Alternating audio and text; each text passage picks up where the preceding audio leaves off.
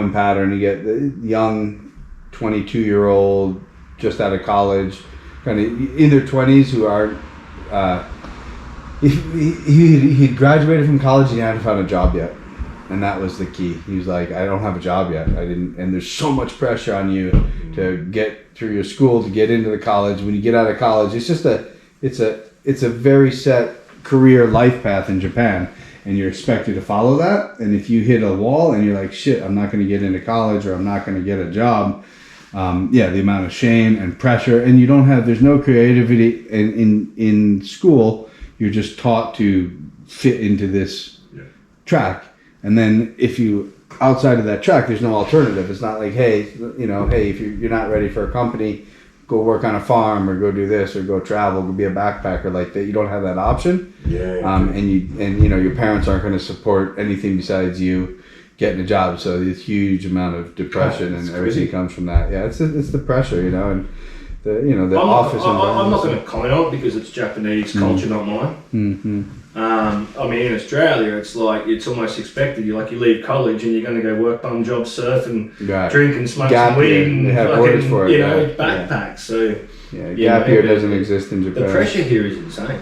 The societal pressure, you wouldn't believe it. I mean, even out here in the countryside, it's not just applicable to college and career track. Just the societal pressure. So in Japan, the main thing is to not get yelled at. I think what happens at school is you just get yelled at.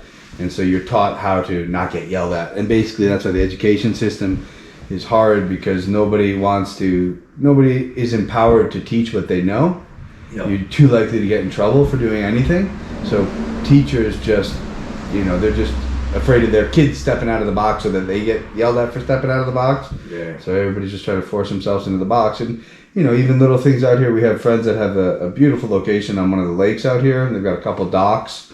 And they've got a boat rental business and a cafe, but it's kind of really run down. Japan, anywhere you look at the countryside, is just disgusting how they don't take care of their houses and yards and stuff in a large part. And a lot of that is, so I said to him, like, well, I'm going to help you fix it up. Let's put some wooden posts out there. We'll put some lights on there. We'll clean up the beach. And he said, we can't do that. He wanted to do it. He said, it sounds like a great idea, but the neighbors will complain if you clean up your place and it looks nice.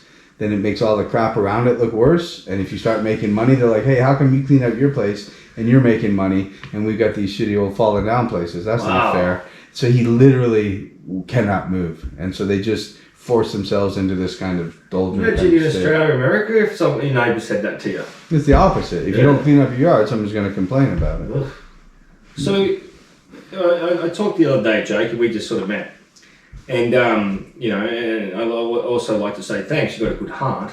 Tell me about the people you've found around Aokigahara that you've talked to and helped. Yeah, so the first guy, they kind of all mushing together, but pretty much they're all young 20-year-old guys. First guy just came walking out the bush. I was playing some music at night, and he came stumbling out of the bushes, and I thought he was a ghost. He thought I was a ghost. Wow. And we got chatting, and pretty obvious to me that this is not someplace you just come out and sleep in the bush if you're not considering suicide. So I think I took him in for the night, let him sleep on the floor, and kindness. Yeah, just drove him down to the station the next day. There was one guy we saw. Was that the first guy you've? That was probably first. That was right when I got here. Yeah. And then there was one guy. So we're on a main road here, and we see a lot of tourists go walking by, and once in a while I see someone dragging a suitcase or without a suitcase, without a blanket, the wrong time of day, wearing black. Kind of, you can see something in their gait for sure, the way they're walking. So we'd sit here and we'd do junkin', rock, scissors, paper, like who's got to go talk to him. Yeah. And sometimes I'd send some of our staff, like, just go talk, like I see where he's going. Because sorry to interrupt, I was talking to your wife before you got here, and she was saying that sometimes you see people that are walking with no soul. Yeah, you kind of see it, yeah. So I'd seen this one young guy walking down towards the forest, and I jumped in my truck and I followed him, and they're terrified for foreigners to speak to him at all. They're like, oh my god, I'm speaking. So he was in shock, which is probably helpful, shock factor. If it was a 75-year-old Japanese patrol guy, like he said, he could probably talk his way out of it. But I wasn't having it. I rolled down the window. I'm like, hey, where are you going? And he's like, oh, just walking. He's like, why is this forward talking to me? And I was like, you need a ride? And he's like, no, I'm okay. I'm like, no, I'll give you a ride. So I jumped out, and he's trying to get away from me, and I grabbed his suitcase and threw it in the car. I'm like, come on, I'll give you a ride. Where are you going? He's like, oh, just to the ice cave. It's like, 200 yards down the road. And I drove him in there. And you're speaking to him in Japanese, of Yeah. course. Yeah. And then I drove him in there, and we sat in the car, and I just started chit-chatting. He was not in a hurry. He was obviously pretty depressed, and I was checking it out. I wasn't sure at this point whether it was still suicide or not, but it was pretty suspicious. And we got into the parking lot, and before he got out of the car and wandered away, he didn't really know where he was going anyway. He was obviously wandering, so I just started chatting him up in the car. And I was like, so you got money for the cave? And he's like, not really. And I was like, okay. He came out here without a bus ticket back. And I said, so what do you do? Where are you going? And that's when he told me that, he had graduated from university. He had been living with his parents, but he hadn't got a job yet, so he was ashamed and he was pretty down. And I just kind of talked family and this and that, and kind of bring his mind back. Oh, you got a sister, and well, if you get a job, what kind of job do you want? Try and bring him back to reality, ground him a little bit. And then and I was like, so okay, did you still want to go to the cave? And he's like, I'm not sure. And I was like, well, let me drive you to the bus stop in Kawaguchiko, like get him out of the forest, get him in. So I was like, he's like, I don't know where I'm going. I'm like, no, don't worry about it, I got you. And he's like, I don't got money I'll get you some money for the bus. So I drove him all the way back to town, which is 15 miles from here, and got him on a bus, watched him get on the bus and go. So yeah, that's. So you saved a life. Basically. Yeah, maybe. I don't know if it was you did. worth saving. Well, he might have got himself. No money, no bus to get back. You got your suitcase. You're heading into the suicide forest. Yeah, a lot. Probably. Yeah, who knows? I mean, I think a lot of people go in and come back out. I mean, that's what my friends that live over in there. Their biggest problem is people changing their mind halfway through. And coming wrong color, like half dead, OD'd, but didn't work. Come knocking on his window at night, banging on his window. That's scary. Open your curtain and you got some fucking half starved. dead. Oh my god! And then you gotta call the cops or the ambulance or something and deal with that. And that's your friend who lives on the edge. Yeah, they live in the middle of the forest. Yeah, so the family operates the ice cave in there. Okay. What, they actually live in the middle of the forest? So the Hyoketsu, Fuji Hyoketsu is the ice cave, the closer one here. Yeah. If you go in on you pay $2, you go down into the cave. So his family, used to operate it. They used to own it. Okay. And so they had a house there, and they run the ticket sales, and then they sold out to the big Fuji Q, but they still lived in that house there. Because I found the other day, like ribbon and signs of that stuff 80 meters from that cave. Like that's an entry point. That's an entry point, exactly. Also an exit point. Yeah. And that's why they're at the front line. So the really interesting thing, this guy Kyochi, he's an amazing guy, just a sweetheart, and not your traditional Japanese stubborn kind of family. They're obviously a little bit different living out here in the forest, and he's super creative. He's an artist. He has a t-shirt shop there, and a studio, and he does music. So his dad at some point, he's older. I mean, he was in his 70s. He's like, Kyochi, start playing the music. So he's a musician. Good? Yeah, that's all right. It's recording. Yeah, let's check it. Yeah. So Kyochi at the Hyoketsu, the ice cave, is just an amazing guy. He's not the guy on YouTube that plays the music to get them to come out of the forest. Yeah, that's him. Is it him? So was he on Dark Tourist? I introduced him to one or two. Dark Tourist, but he's on YouTube. Yeah. So there was one or two people came to me, and Kyochi, again, being on the front line and watching how the media drove the suicides up, was very anti-interview, and for the longest time I didn't ask him to participate at all. But when I realized what he was doing with the music, I said, Kyochi, let me bring somebody over. And so every afternoon when they close the ice cave, he opens their garage and he's got a big music studio in there, and he sings. He likes to sing and crank. Elvis, he does. Elvis. Oh yeah, no, he's an amazing musician. Really, just one of the most interesting musicians I know in Japan. Is he still doing it now? Yeah, so I hear him sometimes at sunset. I'll be here after everybody goes home. I'll be doing the farm and playing music, and I'll hear him over there cranking up. And but his dad said, Kyochi, if you're going to play music, open up the doors, blast it out to the forest, and do a little positive vibe. So I'm sure he's writing songs and doing some poetry that is going in positive vibe. And, come on back. And because if you're out there, I mean, it's that time of day. People are wandering in there about dark, and I think a lot of people, there's a time period where they're considering it and this and that. So he's just, oh, that forest, if you're in the middle of the night and there's no cars going through, you can be 60, 70 metres in that forest, you won't know where you are, what way's on. Yeah. It's insane. Yeah. No, that's why it's so dangerous. Yeah. But I remember there was this thing where I was going to try and I talked to the police about it, and I think they just were like, go away, Johnny. Yeah. But I was like, I wish they'd start this thing and maybe you can do it. I don't know, but it was like, I don't know, from 11 o'clock at night till 3 in the morning, all the trucks that go through, beep your horn. Yeah. And then they'll create that sort of... Yeah. I work on set. I think playing some music, and they put signs up. So I mean, the Japanese are just slow. With all this acknowledgement that people are looking at this around the world. If there's people out there that are listening and watching and like interested in helping prevent suicide, I mean, this is a great lab. The Japanese, it took them 10 years of town meetings and budgetary considerations to put up 2 signs in there. Yeah. That say, life is important. I don't know if you see the signs where they say, life is important, think about your family, this and that. But we should have a phone. I wanted to put a phone out here, a free phone, call your family. Just have a little, like this button. All you need to do is press this button and we'll hook you up on Skype or Zoom with your family. Well, I've got a theory about the Japanese. And I like Japanese people. Like I know a lot of Japanese people in Australia and stuff. But, the older, say, over 65...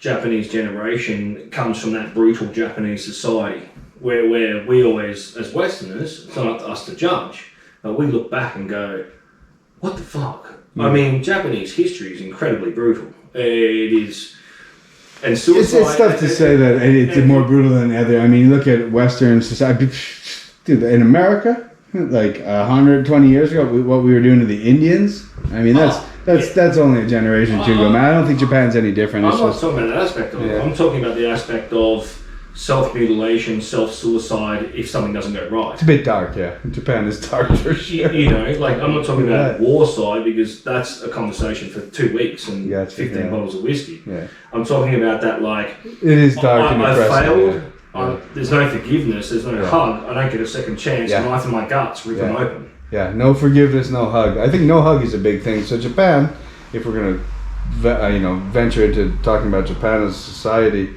also, I mean, Aokigahara aside, Japan has one of the highest suicide rates in the world, right? Mm. So certainly it's worth looking at. I lost my train of thought. We were talking about Japanese hugs, depression, hugs. Mm. So, dude, I've been to a lot of weddings across the planet. There's an actual thing called. It's a thing in Japan where it's like no human contact. Yeah. I can't remember the fucking name, but... No, they don't shake hands, which I'm all for, man. No offense, but when I don't shake your hand, it's just fucking germs. I don't like catching colds, but there's that. Yeah, I'm Australian, you don't know where my hands have been. Dude, that's why I'm not shaking any Australian hands. I know 3 times a day. Anyway, moving on. So I've been to weddings all over the world, and the only weddings I've ever been to on the planet or seen or heard of that they don't dance is Japan. If you think about it, I don't know about in Australia, but America, you have a wedding, you have the ceremony at the church, and then you get your drink on with your new family. You dance, and that's how you meet this family. You have this one opportunity that you're going to meet your... Connect. Yeah, you meet the aunts and uncles on the other side, and everybody's laughing at Aunt Ginny for this or that, and you have this drinking and dancing, and it brings people together. In Japan, and that's everywhere I've seen. I mean, you look at a Greek wedding, you look at African weddings, and in Burma, they're dancing for 3 days. In Japan, you sit for an hour, you listen to speeches. I think that's about it. And then there's a party afterwards. There's they go out drinking afterwards, but there's no, and that's the young people. There's no the grandmas aren't on the dance floor, and that's the only. It made me realize something about humanity too, that we all dance at weddings. Mm. Right? I mean, that's a big thing, just what we're doing here and how we come together. At a wedding, you're forgiven if you can't dance, but you're out there. You don't have to dance, but somebody's out there dancing. Yeah, and it's the euphoria of family, and you're with your kin, and the drinks are flowing. Yeah. And in Japan, the fact that they don't dance at weddings is very telling, I think. Yeah, and that gets in. They don't hug. It's a different culture. I mean, I'm not going to say the Japanese are wrong or right, but all I'm saying is. It's very different to Australian Western culture, and I think there's a lot of things that Western culture can take out of Japan culture. Yeah. And I think there's a few things that Japanese can take out of Western culture. Yeah. No, and that's I reverse it. I mean, coming over here as a foreigner and crying about they don't do anything the way we do it. if you're Japanese, Japan's fantastic. If you've grown up in that and you find your niche, and you're not really oppressed. I mean, there's a lot of loving families in Japan. They just express it in a different way. You don't have to dance at a wedding. It's very formal. That bow when you're up there and you bow to the other people's parents. That's your respect and your connection. I think that's why Westerners annoy Japanese a bit too. Yeah. Because they're drunk, it comes across as or rude. loud and breaking. But a lot of Westerners are very rude in Japan. Well, and it's also, again, it's just a perspective thing. So I, coming here, if I go on a bus, if there's foreigners, if there's 50 people on a bus, if there's 2 foreigners on the bus, I know it immediately because I can hear them. Because our normal spoken voice, certainly in public, is just, probably 2 or 3 times louder than the Japanese. Yeah. And my mom will come over and visit. We'll be on a bus or an airplane, and she'll be yelling like an American. I'm like, Mom, I'm right here. I can hear you. But just our normal talking voice is so much higher. So the first time I went to Japan, I sat on a train, and I couldn't believe it. I sat there. Everyone's wearing masks. I thought I was in like The Grudge or The Ring or Silent Hill horror movie. And then I'm like, because an Australian train is, you've always got 2 or 3 homeless yelling, a couple of junkies going off, everyone else like, wah, trying to pick up chicks yelling, and it's just this non-stop yelling party. I hop on, and then a Japanese man, woman, or girl will get on, from schoolgirl to old man, they get on, they have masks, they look at you, and then they just go, dunk. Completely silent. They're asleep, they don't set their alarm, nothing. And exactly the stop, 15 minutes later, 17 minutes later, 21 minutes later, 7 minutes later, they just go, up. And they go. And I couldn't believe it. Yeah, well, you're listening to, I mean, there's this in-between state between, you're right on the edge of sleep, but you can hear, they announce the stations too, right? So you hear it, and you know where they are, and you're counting stops in your head. But they're asleep. Yeah. I don't know whether it's like, I'm not saying they'd be fast asleep like I would, because I wouldn't wake up. But they're in some kind of meditation, but the more I study Japan, I agree with them. Little power nap. Yeah. It's like putting your phone on charge for 15 minutes. And the thing is about closing down too. When you said they walk on the train and they look at you, usually they don't. There's so little eye contact and so little, because by looking at somebody, you're imposing on them. You're in their space. Here's the thing too. Because if you can, the Japanese, I can look at somebody. There's 20 people, 30 people sitting in a row in the car, and I'm just looking at everybody. I'm looking around, and it's really nice because nobody makes eye contact. Like in New York, you gotta be careful who you make eye contact with. Like, what the fuck you looking at? And also, if you look at a girl, then there's pressure that she feels you looking at her, and she's got to deal with guys